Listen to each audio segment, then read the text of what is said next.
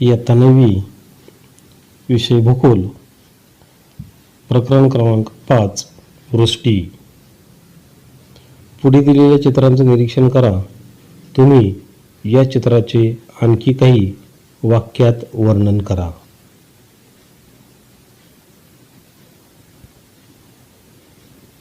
काही चित्र दिलेत पहा आपल्याला. गवताच्या पानावरती दव पडलेले दिसतंय.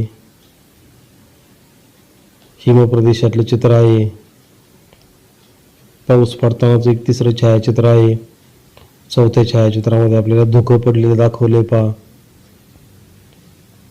या 5व्या छायाचित्रामध्ये आपल्याला गारांचा पाऊस पडलेला दाखवलेला आहे.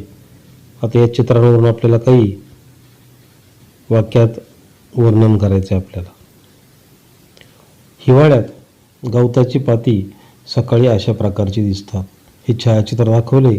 यावरून आपल्याला आणखी काही असेच वाक्य तयार करायचे. पात्यावरील पावसाचे थेंब मोत्यासारखे चमचमतात. पात्यावर हे थेंब फक्त सकाळीच दिसतात. सकाळी गवतावर चालताना पावलाजवळील कपड्याचा भाग ओला होतो. तिथे पाणी असते. काश्मीर येथे हिवाळ्यात सर्वत्र हिम आढळते. या चित्रावरून एक वाक्य तयार केलेलं आहे.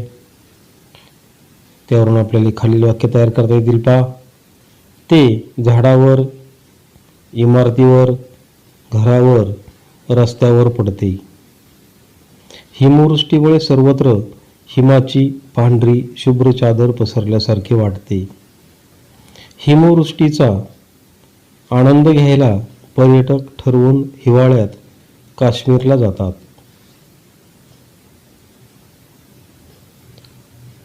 पावसाचं चित्र दाखवले पहा.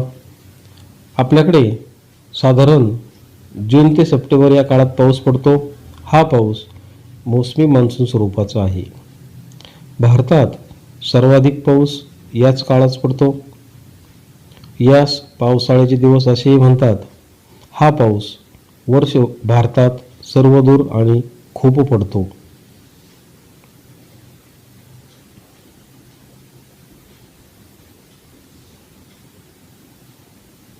धुकं पडलेलं दाखवले पहा लंडन शहरामधलं.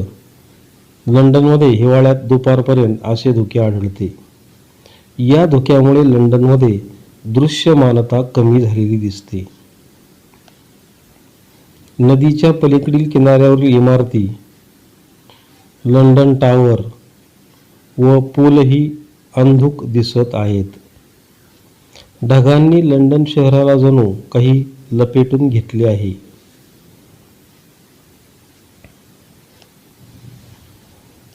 गारांचा पाऊस छायाचित्र दाखवले. काही वेळा गारा पडून शेतातील पिके उद्ध्वस्त होतात. गारपिटीमुळे घरे, झाडे, वाहने, विजेचे खांब, वीजवाहक तारा यांचे नुकसान होते. गारपिटीचा माणसे, गुरे, पक्षी यांनाही धोका असतो. गारपिटीमुळे शेतातील पिके झोडपून मोडून पडतात. शेतकऱ्यांचे अतोनात नुकसान होते. फळांच्या बागाचेही गारपिटीने नुकसान होते. प्रस्तावना. पृथ्वीचा 70.8% भाग जलयुक्त आहे. म्हणजे जवळजवळ 71% भाग हा पाण्याने व्यापलेला आहे. 29% भागावरती 29% भाग हा जमिनीचा आहे. पृथ्वीवरील या जलसाठ्याचं विवरण असमान आहे. काही ठिकाणी जलसाठे मर्यादित आहेत, तर काही ठिकाणी ते मुबलक आहेत. वातावरणातील बाष्प आणि हवामानात होणारे बदल यामुळे पृथ्वीवर विविध जलविष्कार घडत असतात. दव पडणे, हिमवृष्टी, पाऊस, धुके, गारा हे काही प्रमुख जलाविष्कार आहेत. त्यापैकी वृष्टी. आकाशात किंवा ढगातून जमिनीकडे पाण्याचा द्रवरूपात किंवा घनरूपात होणारा वर्षाव म्हणजे वृष्टी होय. वृष्टीचे 3 रूप आहेत: हिम, गारा, पाऊस. पहिलं छायाचित्र हिमाचं दाखवलंय, दुसरं छायाचित्र गारा आणि तिसरं छायाचित्र पावसाचं या ठिकाणी आपल्याला दाखवलंय. पहा, हिमवर्षाव.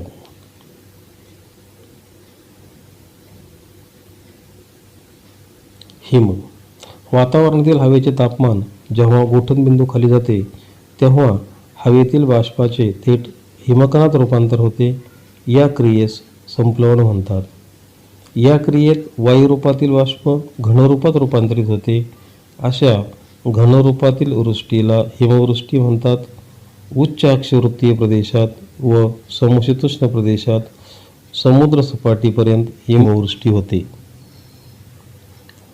हिम घन स्वरूपात असल्याने ते पाण्याप्रमाणे वाहून जात नाही. त्याचे थरावर थर साचतात. हिम मोठ्या प्रमाणावर साचल्यामुळे अनेक वेळा त्या प्रदेशातील वाहतूक व संदेशवहन सेवा कोलमडून पडते. हिम प्रदेशात लोकांना हिमदाह होण्यापासून सतत काळजी घ्यावी लागते. हिम वितळल्यावर त्यापासून या प्रदेशाला पाणी मिळते.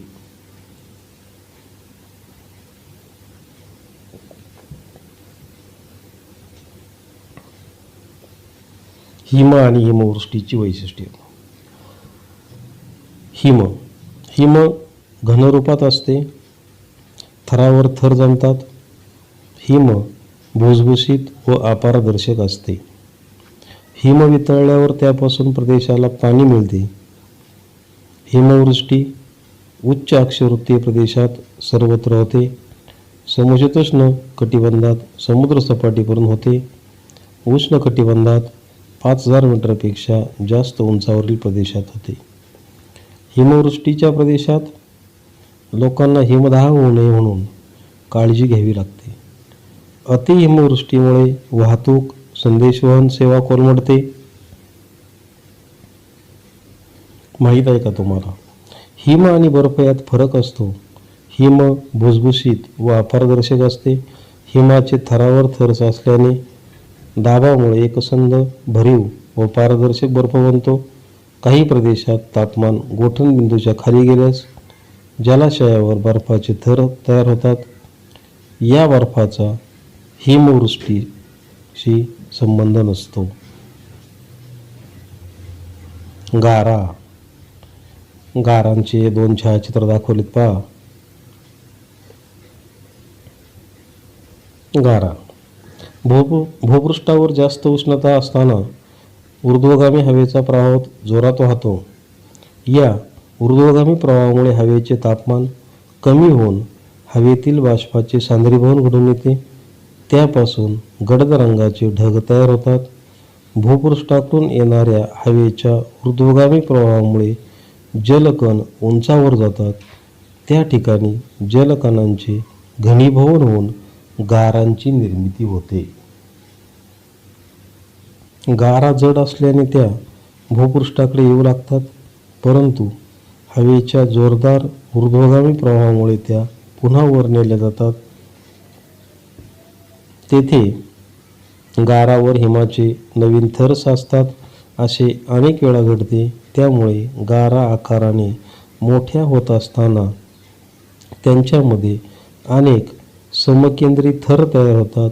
या मोठ्या झालेल्या गारा गुरुत्वाकर्षणामुळे वेगाने जमिनीवर येतात. गारांच्या या वृष्टीला आपण गारपीट म्हणतो. गारपिटीमुळे अनेकदा पिकांचे अतोनात नुकसान होते, तसेच जीवित व वित्तहानी होते. गारा कशा तयार होतात पहा. जास्त उष्णता,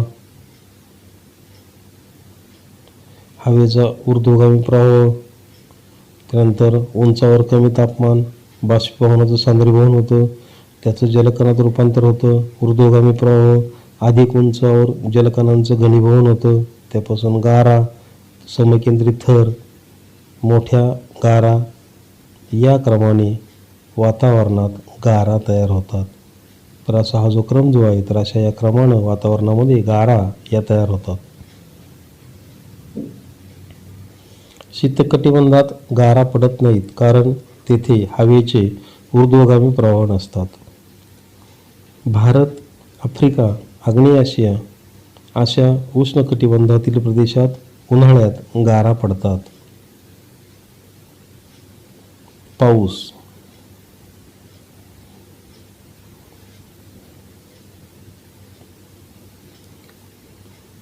आपल्याला पाणी मुख्यतः पावसाच्या स्वरूपात उपलब्ध होते. बाष्पयुक्त हवा उंच गेल्यावर या हवेचे तापमान कमी होते. हवेतील बाष्पाचे सांद्रीभवन होते. त्यामुळे तयार झालेले जलकण व हवेतील धूलिकण एकत्र येऊन ढग तयार होतात. ढगामधील जलकण आकाराने मोठे होऊ लागतात. हे मोठे जलकण हवेत तरंगू न शकल्याने जलकणांची पावसाच्या स्वरूपात वृष्टी होते. पावसाचे प्रामुख्याने 3 प्रकार केले जातात. 1. आरोह किंवा अभिसरण पाऊस. 2. प्रतिरोध पाऊस आणि 3. आवर्त पाऊस.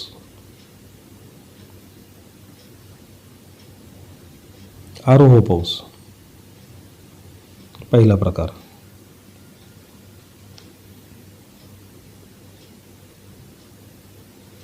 आरोह किंवा अभिसरण पाऊस.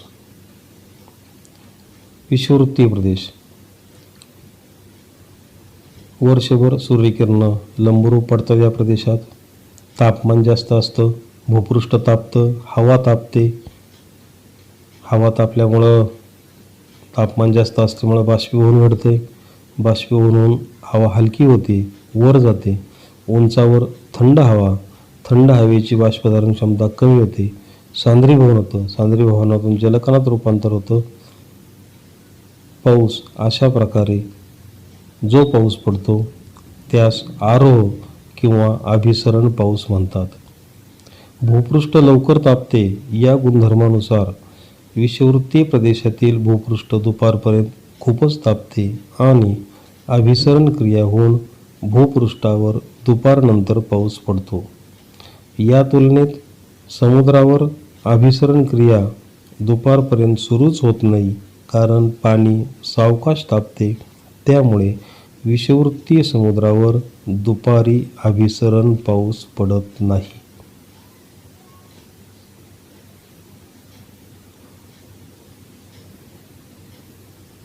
आरोह किंवा अभिसरण पावसाची वैशिष्ट्ये. विषुववृत्तीय प्रदेशात रोज दुपारी आरोह पाऊस पडतो.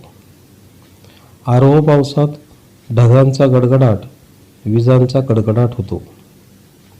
दक्षिण अमेरिकेत ॲमेझॉन व आफ्रिकेतील कांगो नदीचे खोरे हे आरोह पावसाचे प्रदेश आहेत. स्थानिक पाऊस आणि मर्यादित क्षेत्र. पावसाची निश्चितता जास्त. हे आरोह पर्जन्याची आपल्याला वैशिष्ट्ये सांगता येतील.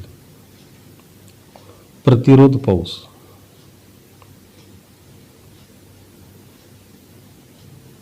डोंगर दाखवले पहा, त्या डोंगराला ढग आडले जातात, त्यामुळं पाऊस पडतोय. डोंगराच्या पुढच्या बाजूला विरुद्ध बाजूला पावसाचं प्रमाण या ठिकाणी आपल्याला कमी दिसतंय पहा या आकृतीमध्ये. याची आपण माहिती घेऊयात. प्रतिरोध पाऊस. पर्वतरांगांच्या अडथळ्यामुळे पडणाऱ्या पावसाला प्रतिरोध पाऊस म्हणतात. जलाशय किंवा समुद्रावरून येणारे बाष्पयुक्त वारे पर्वताला अडतात. त्यामुळे पर्वताला अनुसरून ऊर्ध्व दिशेने जातात. पर्वतमाथ्यावर थंड हवा, सांद्रीभवन आणि पाऊस अशा प्रकारे जो पाऊस पडतो त्यास प्रतिरोध पाऊस म्हणतात. प्रतिरोध पावसाची वैशिष्ट्ये. पर्वतरांगांच्या अडथळ्यामुळे प्रतिरोध पाऊस पडतो. पर्वतरांगांच्या वाऱ्याकडील बाजूवर जास्त पाऊस, तर विरुद्ध बाजूस पर्जन्य छायेचा प्रदेश निर्माण होतो. भारतात पडणारा मान्सून पाऊस हा प्रतिरोध प्रकारचा पाऊस आहे. पर्जन्य छायेचा प्रदेश. समुद्राकडून येणारे बाष्पयुक्त वारे पर्वताला अडवल्यावर हे पर्वताला अनुसरून वर जातात. तेथे कमी तापमानामुळे सांद्रीभवन क्रिया घडून पर्वताच्या वाऱ्याकडील बाजूवर पाऊस पडतो. पर्वतमाथा ओलांडून हे वारे जेव्हा पर्वताच्या दुसऱ्या बाजूला जातात तेव्हा ते कोरडे असतात. त्यामुळे पर्वताच्या दुसऱ्या बाजूस पावसाचे प्रमाण कमी होत जाते. कमी पावसाचा प्रदेश पर्जन्य छायेचा प्रदेश होतो.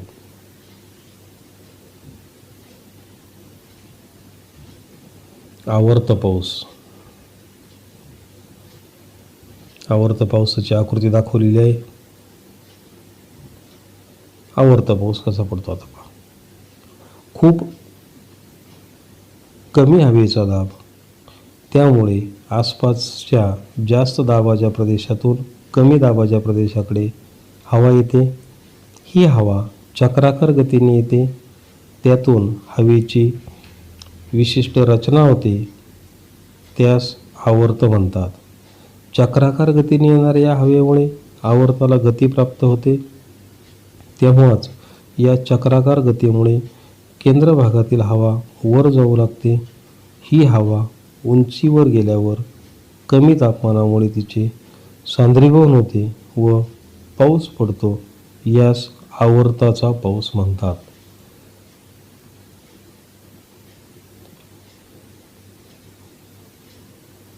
आवर्त पावसाची वैशिष्ट्ये. समशीतोष्ण कटिबंधात आवर्ताचा पाऊस जास्त पडतो आणि त्याचे क्षेत्रही विस्तीर्ण असते. उष्ण कटिबंधातील आवर्ताचे क्षेत्र मर्यादित असते आणि तो पाऊस वादळी स्वरूपाचा असतो. या पर्जन्याची निश्चितता कमी असते. त्यामुळे अतिवृष्टी, पूर किंवा आवर्षण अशा आपत्ती उद्भवतात. जागतिक पर्जन्य वितरण. विषुववृत्तीय प्रदेश.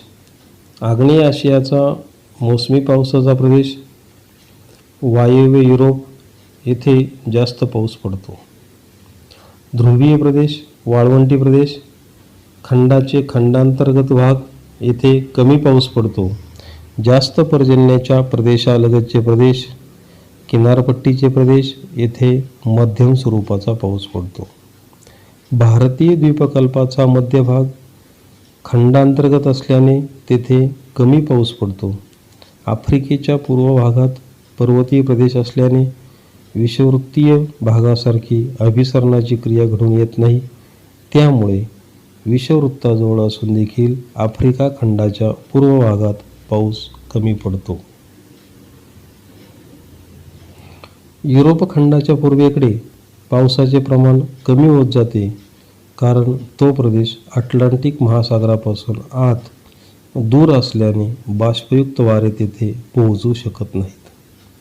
ऑस्ट्रेलिया खंड दक्षिण गोलार्धात असून ऑस्ट्रेलियाची पूर्व किनारपट्टी व्यापारी वाऱ्यांच्या टापूत येत असल्याने ऑस्ट्रेलियाच्या पूर्व किनाऱ्यावर पाऊस होतो.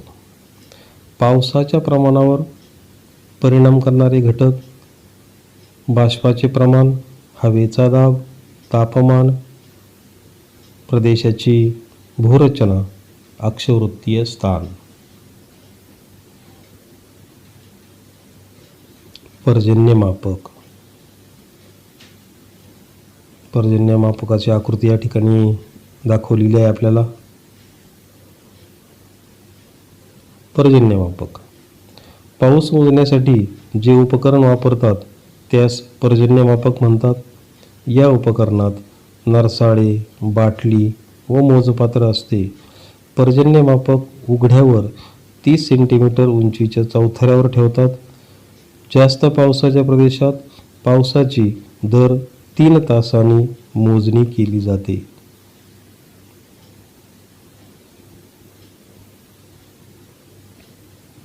माहीत आहे का तुम्हाला 1 मिलीमीटर पाऊस म्हणजे किती पाणी? जमिनीवर पडणाऱ्या 1 मिलीमीटर पावसाच्या पाण्याचा थर, ज्याचे पाणी वाहून जाऊ न देता, जमिनीत मुरू न देता, बाष्पीभवनही होऊ न देता साठवले तर किती पाणी जमा होईल हे पुढील उदाहरणावरून समजून घेऊ. उदाहरणार्थ 1 चौरस किलोमीटर क्षेत्रावर जर असा 1 मिलीमीटर पाऊस पडला तर त्यापासून 10 लाख लिटर पाणी उपलब्ध होते. पहा, एका चौरस किलोमीटर क्षेत्रावर जर 1 मिलीमीटर पाऊस पडला तर त्या पावसापासून आपल्याला 10 लाख लिटर पाणी उपलब्ध होते. हिमवर्षाव कसा मोजतात? हिमवर्षाव देखील पर्जन्यमापकाच्या साहाय्यानं मोजता येतो. त्यासाठी हिमकणांनी भरलेले भांडे हिमकण वितळण्यापुरते काळजीपूर्वक गरम करतात. त्यापासून मिळालेले पाणी मोजावे लागते. 120 मिलीमीटरचा बर्फाचा थर हा 10 मिलीमीटर पर्जन्यासम असतो. धुके. भूपृष्ठालगतच्या हवेच्या थराचे तापमान कमी होते. तापमान कमी झाल्यावर भूपृष्ठावर लगतच्या हवेतील बाष्पाचे सांद्रीभवन होते. या क्रियेत बाष्पाचे सूक्ष्म जलकणात रूपांतर होऊन हे जलकण वातावरणात तरंगतात. या तरंगत्या जलकणांची हवेतील घनता वाढल्यावर धुके तयार होते. दव. भूपृष्ठावरील बाष्पयुक्त हवेचा संपर्क अतिथंड वस्तूशी आल्यास हवेतील बाष्पाचे सांद्रीभवन होते. बाष्पाचे सूक्ष्म जलबिंदूत रूपांतर होते. असे जलबिंदू थंड वस्तूच्या पृष्ठभागावर चिकटतात. यालाच दवबिंदू म्हणतात. दहिवर. हवेचे 0° तापमानापेक्षा कमी झाल्यास वस्तूच्या पृष्ठभागावर चिकटलेले दवबिंदू गोठतात. या गोठलेल्या दवबिंदूंना दहिवर असे म्हणतात. हिवाळ्यात दव व दहिवरांची निर्मिती मोठ्या प्रमाणावर होते. वृष्टीचे परिणाम. अतिवृष्टीमुळे महापूर येतो, म्हणजेच ओला दुष्काळ पडतो. त्यामुळे जीवित व वित्तहानी होते. कमी वृष्टीमुळे दुष्काळाची स्थिती उद्भवते. अतिवृष्टी किंवा कमी वृष्टीमुळे अन्नधान्याची कमतरता जाणवते. अतिशय दाट धुके पडल्यास दृश्यमानता कमी होते आणि त्यामुळे लोहमार्ग, रस्ते, हवाई वाहतूक यावर परिणाम होतो. त्यामुळे अपघातही होतात. दहिवर आणि धुक्यामुळे पिकांचे नुकसान होते. धुक्यामुळे रोगराई पसरते. मात्र काही पिकांसाठी धुके उपयुक्त ठरते. आम्ल पाऊस. औद्योगिक क्षेत्रातील प्रदूषणामुळे हवेत विविध वायू मिसळले जातात. या वायूची हवेतील बाष्पाचे रासायनिक क्रिया होऊन वेगवेगळी आम्ले तयार होतात. उदाहरणार्थ नायट्रिक आम्ल, सल्फ्युरिक आम्ल इत्यादी. पावसाच्या पाण्यात विरघळलेली आम्ले पावसाबरोबर खाली पडतात. या आम्लासह पडणाऱ्या पावसास आम्लपर्जन्य म्हणतात. असा पाऊस सर्व सजीव व निर्जीव यांच्यासाठी हानिकारक असतो. आम्लपर्जन्याचे परिणाम. आम्लपर्जन्यामुळे जलप्रदूषण होते. जलप्रदूषित जलाशयातील मासे व इतर जलचरांचा मृत्यू होतो. पशुपक्ष्यांनाही आम्लवर्षेमुळे हानी पोहोचते. आम्लवर्षेमुळे मृदेतील सूक्ष्मजीव मारतात. मृदा आम्लधर्मी होते व सुपीकता कमी होते. आम्लवर्षेमुळे इमारती, लोखंडी पूल, वाहतूक मार्ग व शहरात उभारलेली विविध पुतळे यावर रासायनिक प्रक्रिया होऊन या सर्वांचे अतोनात नुकसान होते.